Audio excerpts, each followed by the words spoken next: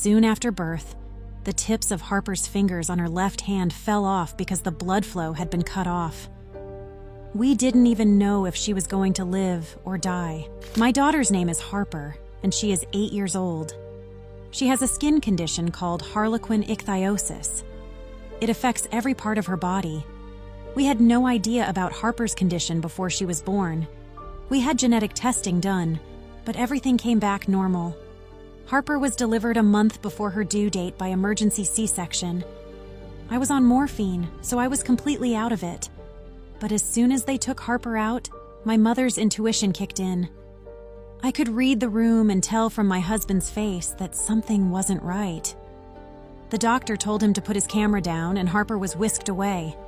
They told me she was fine, but there was something on her skin. I don't even think the doctors knew for sure what was wrong with her. They had never come across it before, only in textbooks. Harper was placed in an incubator to keep her warm. A few hours after she was born, I was able to meet her. Layers of skin had built up in the womb, and it formed a hard, thick armor that covered her entire body, even her eyelids, which had been inverted from the thickness of the plaques. Due to the open sores in the cracks and the uncertainty, I was not allowed to hold our daughter. When I saw her for the first time, I was so scared, but I instantly had a connection with her. I knew she was going to be such a fighter. Soon after birth, the tips of Harper's fingers on her left hand fell off because the blood flow had been cut off. It was so traumatic and scary, facing the unknown. Every day we'd go to hospital and were given the worst-case scenario. We didn't even know if she was going to live or die. It was like your worst nightmare. When she was 2 months old, the mask of skin on her face finally came off. We were told that the condition was due to a recessive gene, which they passed on to Harper. We finally got to bring her home and had to adapt to a new routine to try to stop her skin cracking and bleeding, as this can lead to infections. Now 3-hour-long baths every day in hot water help to keep her skin soft, although it is still so tight that she struggles to walk upstairs.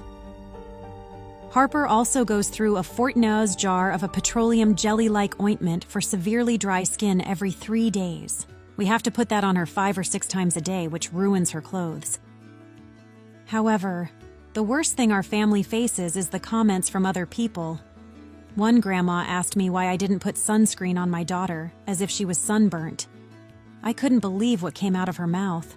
Another time, a mom grabbed her children and told everyone to stay away because Harper was contagious. But this is something that we must put behind us.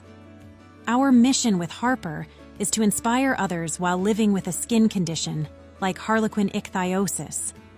She is our butterfly. She was born in a cocoon, and she has emerged into this beautiful little soul. So you've got to set an example. Treat everyone with kindness and respect, even those who are rude to you. Not because they are nice, but because you are.